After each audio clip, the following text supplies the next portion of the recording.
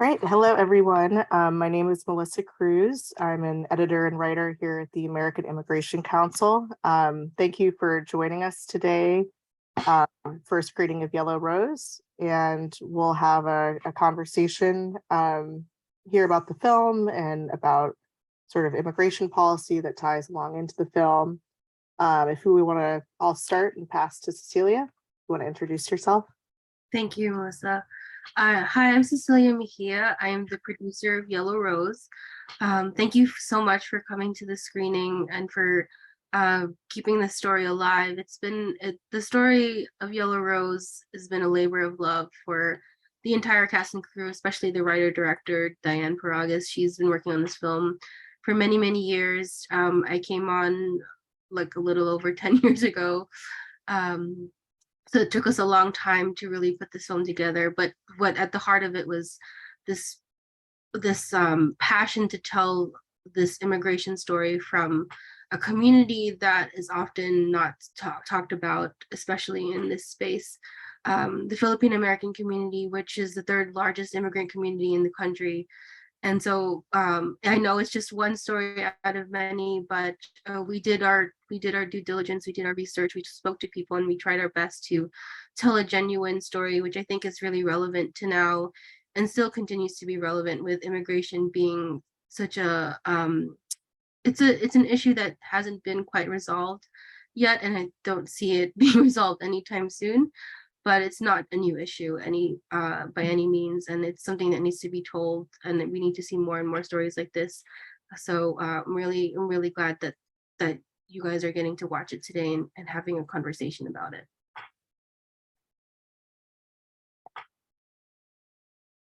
Hi, everyone. My name is Jorge Lauri. I am the Managing Director of Programs at the American Immigration Council.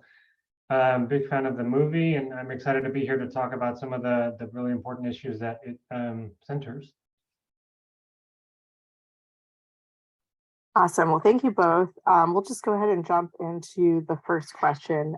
Cecilia, I know you mentioned, it being a story of an immigrant from the Philippines. One other thing that was sort of unique, of course, is telling the story through like the lens of country music. Can you talk about like the film's connection to country music and why it in particular was like important to the story? Sure. There always was this idea of putting a musical element into the story, mainly because there's this storytelling through music that elevates film, and also the writer-director has a musical background. But we decided to go the country route because what's more American than country music?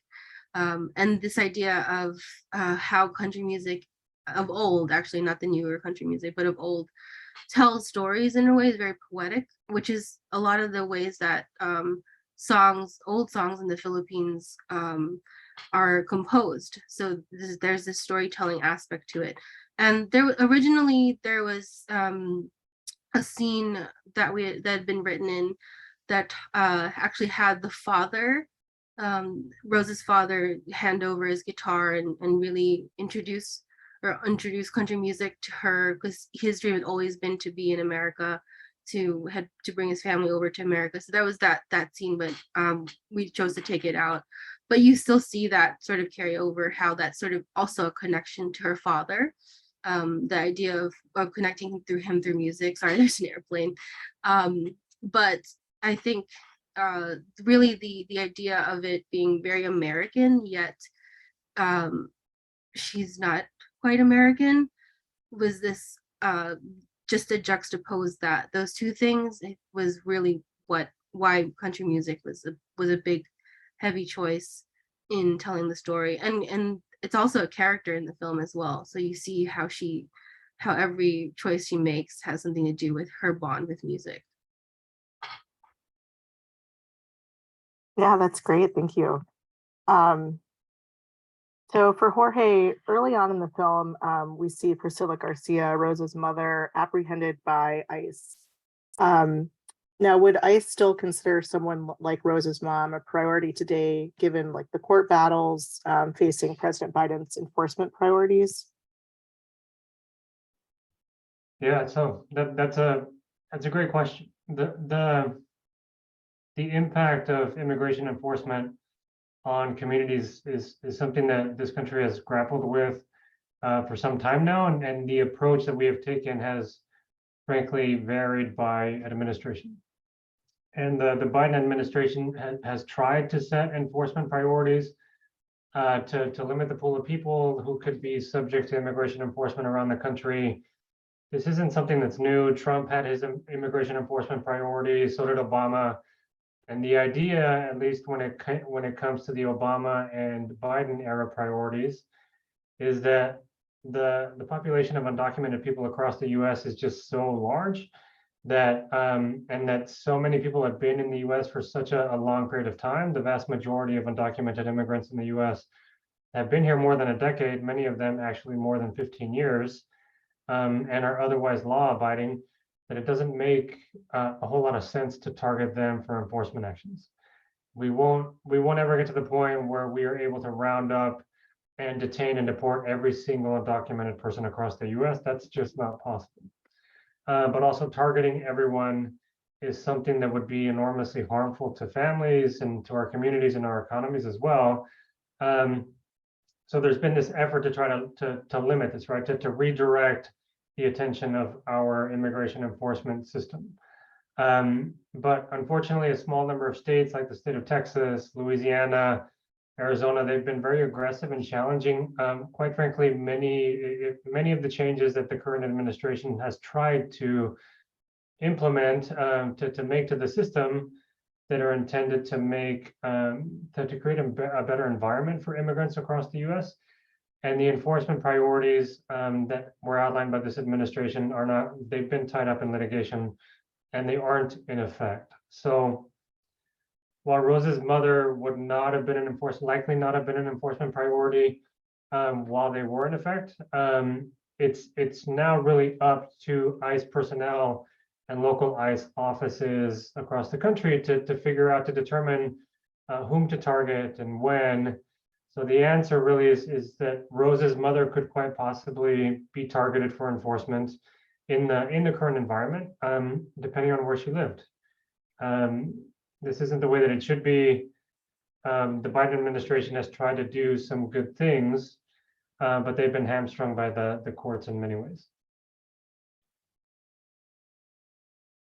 Got it. Thank you. Cecilia, this next question's for you. You mentioned, how country music and music in general is sort of like a character in the film as well. Obviously, we saw lots of beautiful songs featured in the film. Can you discuss the inspiration behind the songs and just like the songwriting process in general? Sure. The songwriting process, well, all if not most of the songs are original, composed by the cast and crew, mainly Dale Watson, who plays himself in the film. And we took some from his catalog, but we also, in the process of casting him, which was 3 or 4 years before we actually went into production, developed these songs with him, along with whoever was going to be the lead at the time. We were working with several other young women who were vying for the lead, but ended up with the amazing actress Eva Noblezada. But a lot of it was really just trying to be genuine and reflective of the times, and this idea of trying to fit into a space where you don't quite fit in, like Square Peg was birthed out of both of these characters not fitting in really anywhere. And really in meta and real life, Dale had always kind of said that he didn't quite fit into the country music scene, at least in the popular stage of that. And so he's always been sort of a rebel, and that's kind of the character that he plays, or him in real life. Same thing with Rose. She doesn't quite fit into a home that she wants it to be her home, but she doesn't quite fit into that space as well. And a lot of the other music was intentional in in telling that journey and that story.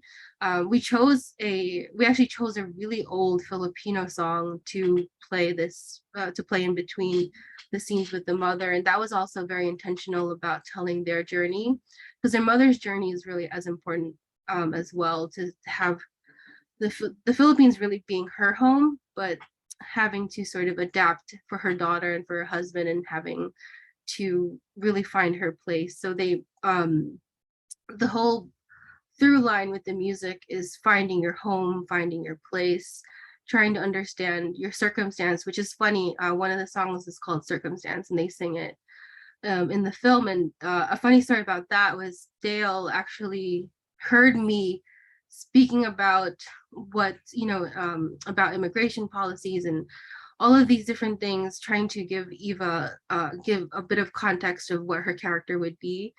And he had heard the word circumstance, and I think overnight wrote a song that we ended up putting in the film, because it stuck in his head that you can't really change your circumstance. And even though he doesn't have that same immigration issue of like, where is like, I don't have this home, or I don't belong here, or the world says I don't belong here.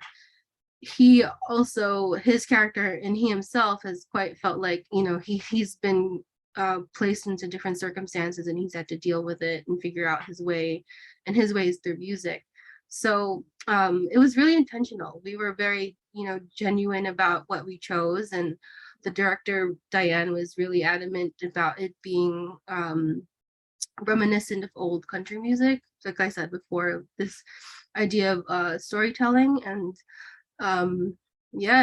it's a big part of the film. I think without it, we wouldn't have the story that we have. And I think the big inspiration behind it is that we all, no matter what background we come from, we all can relate to music in some way, shape, or form. Yeah, that's great. Thank you. Mhm. So amazing that he wrote a song in like 24 hours. Yeah, I think he was like less. I think he said, I wrote it in the way home and I composed it. He's amazing. And even